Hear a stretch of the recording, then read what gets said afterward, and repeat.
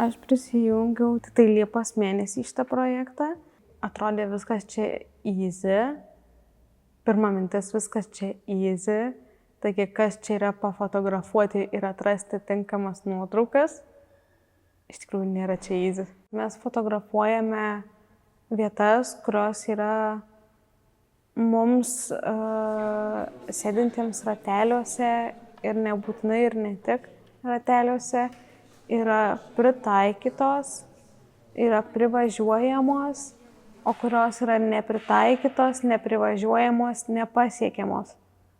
Arba tiesiog tai, kas atkreipiant dėmesį, tai kas gerai. Tai aš matau, pavyzdžiui, tam tikras nuotraukas,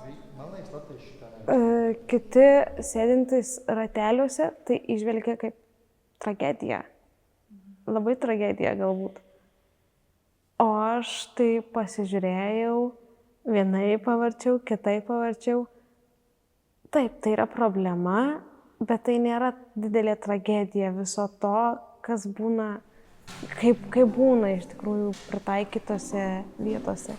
Kaip pavyzdys, aš pateikiau laivo nuotrauką, kuris yra pritaikytas ne tik sveikiesiems, bet ir judantiems vežimėlyje, kad jis yra su rampa ir tu gali laisvai ne visai pats gali laisvai, bet tau su pagalba tu ten gali patekti. Žmonės dažnai atkreipia dėmesį, kad reikia pagalbos. Taip, jūs atkreipkite dėmesį į tai, bet ir atkreipkite dėmesį į tai, kaip viskas yra ir atkreipkite dėmesį į tai, kaip viskas atrodo aplinkoje. Ne daugiau dėmesio kreipti į mus pačius, bet į aplinką, kaip jinai mums atrodo. Kad jeigu tu nori mums padėti pereiti tai kažką, geriau padėk sutvarkyti taip, kad tai būtų pereinama be pagalbos.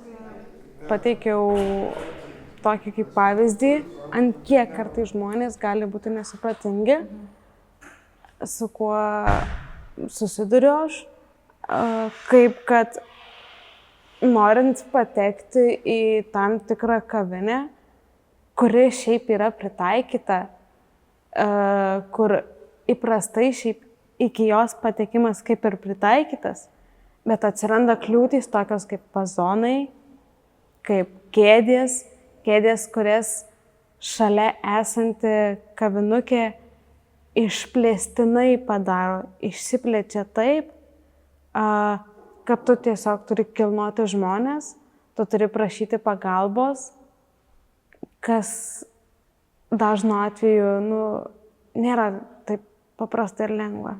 Man draugai sako, bet tai vėl čia kilnok tuos žmonės, kilnok visą kitą. Aš užsispiriu, rimtu veidu paimsiu ir pakilnosiu, sakau. Man reikia, aš pasieksiu savo vietą. Tegul supranta, nes, kiek gali.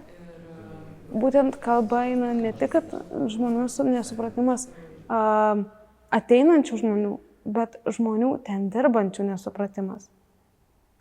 Kai yra pas tave prašoma kelis kartus to paties, kai ne tik tu pats prašai, bet ir kitos, tos, į kurią aš einu kavinukės darbuotojai, prašosi, kad būkit geri, susipaprastinkit.